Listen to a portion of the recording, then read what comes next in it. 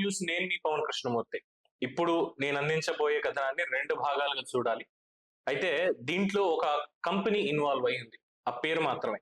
దీని చుట్టూనే రాజకీయం తిరుగుతోంది. అట్ ద సేమ్ టైం దాంట్లో పనిచేసేటువంటి కొంతమంది పేటిఎం కుక్కలు ఇష్టం వచ్చినట్టు వాగుతున్నాయి. మరి ఆ కంపెనీ వారికి నా సూటి ప్రశ్న, ఇలాంటి వాళ్ళని మీరు ఎలా రిక్రూట్ చేసుకుంటున్నారు?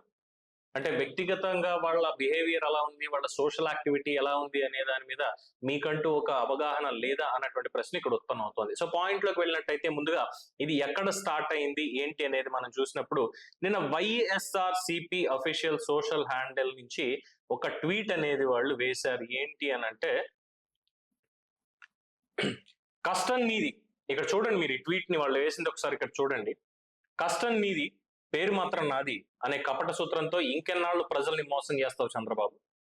దావోస్ లో వైఎస్ జగన్ గారి ఆహ్వానం మేరకు club Mahindra chairman CP Gurnani గారు ఏపీలో స్టార్ హోటల్స్ నిర్మాణానికి ముందుకు వచ్చారు. ఇప్పుడేదో నువ్వే అంతా చేసినట్టు ట్వీట్ లో రాసుకొచ్చావే, ఇలా క్రెడిట్ కొట్టేయడానికి సిగ్గు లేదా? సో స్టార్ హోటల్స్ కట్టడానికి వాళ్ళు వచ్చారు అని చెప్పి వీళ్ళు ఏదో చేసుకుంటున్నారు ఇది అని చెప్పని అన్నారు.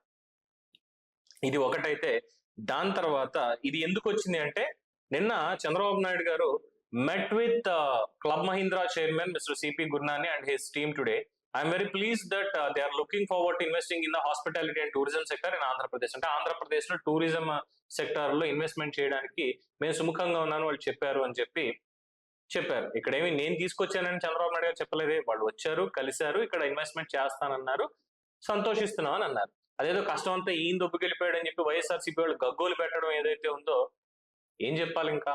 సరే, ఇది ఒక పాయింట్.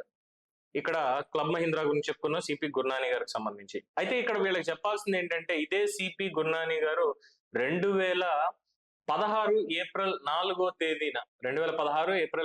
తేదీన CP Gurnani, chief executive officer and managing director of tech Mahindra and AS Murthy, executive vice president, met Sri NCBN today and in office in Vijayawada. ఆ రోజే 2016లోనే సార్ రాష్ట్రంలో మేము పెట్టుబడులు పెట్టడానికి ఆసక్తిగా ఉన్నామని మాట్లాడడానికి వాళ్ళు అప్పుడే వచ్చారు. మరి ఎవరి కష్టాన్ని ఎవరు దొబ్బేశాడు? దావోస్ వెళ్ళి ఇట్స్ ఏ లెంగ్దీ క్వశ్చన్ అని తలగొక్కున్నవాడికి వచ్చిన వాళ్ళందరినీ కూడా, ఎస్ ఆంధ్రప్రదేశ్ రాష్ట్రం వీటన్నిటికీ కూడా డెస్టినేషన్, మీకు అన్నిటికీ కూడా డెస్టినేషన్ ఇక్కడ పెట్టుబడులకి, ఖచ్చితంగా మీరు ఇక్కడ పెట్టాలి అని పిలిచేటువంటి ఒక విజనరీకి తేడా కనిపిస్తుందిగా. సో ఇది ఒక ఉదంతం. అయితే రెండో పాయింట్ లోకి వెళ్ళినప్పుడు, వైఎస్ఆర్సీపీ సజ్జల భార్గవ రెడ్డి కావచ్చు, మిగతా వాళ్ళు కావచ్చు, సోషల్ మీడియాలో ఒక ప్రాపగాండా చేస్తున్నారు. ఏంటంటే, మే 2024, అది కూడా ఇక్కడ మీరు చూడొచ్చు, మే 2024, జూలై 2024 ఏం జరిగింది అనేది చూస్తూ, Capgemini to set up in Vizag asks employees willing relocation. విశాఖపట్నంలో మేము ఇక్కడ పెట్టదలుచుకున్నాము అని చెప్పి మేలో ప్రకటన చేశారట. 2024 జూలై దగ్గరకు వచ్చేసరికి Capgemini announces 1000 crore rupees investment for new facility in Chennai. News indicates that there will be no new office in Visakhapatnam. Hashtag Capgemini announces 1000 crore investments in Chennai, Tamil Nadu. Bharat media అనేటువంటి వాళ్ళు ఈ ట్వీట్ వేస్తే దాన్ని coat చేసుకొని వచ్చి, మే నెలలో విశాఖలో branch మొదలు పెట్టేందుకు ఆసక్తి చూపిన క్యాబ్జెమిని సాఫ్ట్వేర్ కంపెనీ నేడు చెన్నైకి తరలింపు. 1000 కోట్లతో చెన్నైలో పెట్టుబడి పెడుతున్నట్లు ప్రకటించిన క్యాబ్జెమిని. ఇది సజ్జల భార్గవ రెడ్డి చేసినటువంటి వ్యాఖ్యానం. అయితే ఎందుకు ఇక్కడ క్యాబ్జెమిని తీసుకొచ్చాను అంటే, ఇందులో ఉన్నటువంటి ఎంప్లాయీస్ మరి ఎలా ఉన్నారు, ఎలా రిక్రూట్ చేసుకుంటున్నారు వీళ్ళు అనేది చూసినప్పుడు, ఇక్కడ మీకు ఇంకొక ప్రొఫైల్ కూడా చూపిస్తాను, ఒకసారి మీరు ఇక్కడ చూడండి. ఇతని పేరు Subrahmanyam Reddy Polam Reddy, senior consultant in Capgemini, university of Madras లో చదువుకున్నాడు. మెయిన్ ఫ్రేమ్ డెవలపర్ గా పనిచేస్తున్నాడు బెంగళూరులో, కర్ణాటక రాష్ట్రంలో బెంగళూరులో పనిచేస్తున్నాడు. ఫోటోలో ఉన్న అతని ఖచ్చితంగా కన్ఫర్మేషన్ చేసుకున్నాం. అతని వాళ్ళ ఒక ట్వీట్ వేశాడు. ఏంటి అనేది చూస్తే, నితిన్ గడ్కరీ గారిని ఢిల్లీలో చంద్రబాబు నాయుడు గారు వెళ్ళి కలిసి అనేక ప్రాజెక్టులకు సంబంధించి అనుమతులు కూడా సాధించారు. దానికి సంబంధించి నితిన్ గడ్కరీ గారు ట్వీట్ చేశారు, reviewed the progress of ongoing national highway projects in Andhra Pradesh with Andhra Pradesh chief minister Shri NCBN, అలాగే అక్కడ ఉన్నటువంటి మిగతా వాళ్ళు అని చెప్పి. దీనికి ఈ పోలం రెడ్డి అనేటువంటి వ్యక్తి, సుబ్రహ్మణ్యం రెడ్డి పోలం రెడ్డి అనేటువంటి వ్యక్తి అక్కడ పనిచేస్తూ వేసినటువంటి ట్వీట్, అంటే నేను ఈ భాషని నేను వ్యక్తపరచలేను, నేను అసలు చదవలేను. నారా భువనేశ్వర్ గారిని, పవన్ కళ్యాణ్ గారిని, ప్రధాని నరేంద్ర మోడీని, చంద్రబాబు నాయుడు గారిని, వీళ్ళందరినీ కూడా ట్యాగ్ చేసి, అలాగే అమిత్ షాని ట్యాగ్ చేసి ఏ విధంగా మాట్లాడుతున్నాడు, స్టాక్ మార్కెట్ లో 521 కోట్ల రూపాయలు వీళ్ళు ఏదో సంపాదించేశారు హెరిటేజ్ వాళ్ళు అన్నటువంటి ఒక ఉద్దేశాన్ని ఆపాదించే విధంగా స్టాక్ మార్కెట్ ఎలా పనిచేస్తుందో కూడా వీడికి తెలుసో లేదో తెలియదు. అంటే వైఎస్ఆర్సీపీకి సంబంధించిన వాళ్ళు ఇలాంటి బూతులు మాట్లాడుతూ ఉంటారు.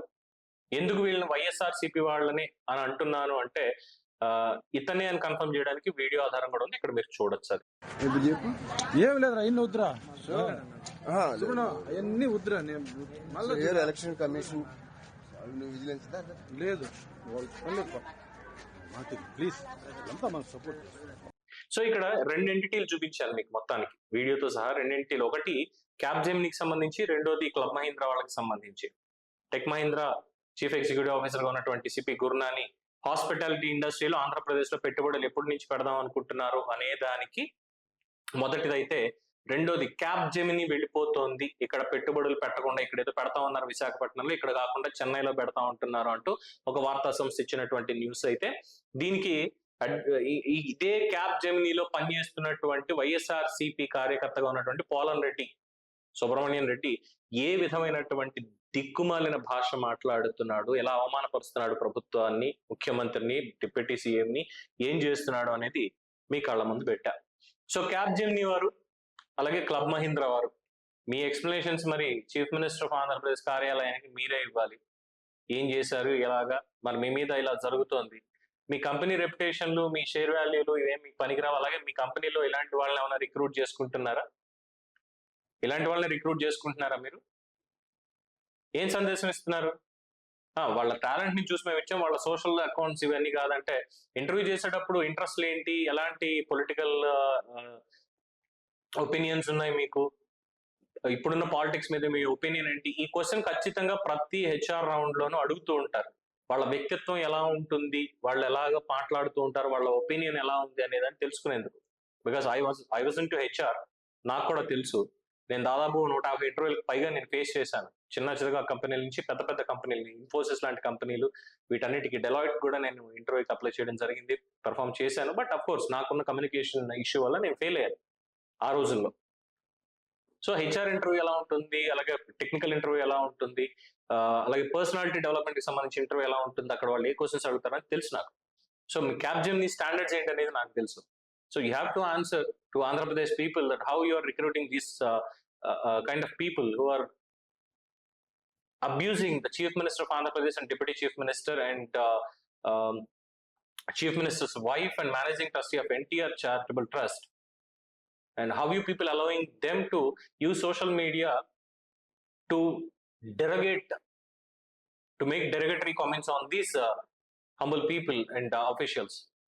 And he even commented on Prime Minister of India and Amit Shah, Central Home Minister also.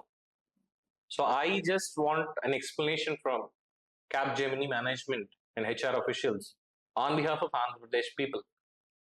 Hope you got this. We are awaiting.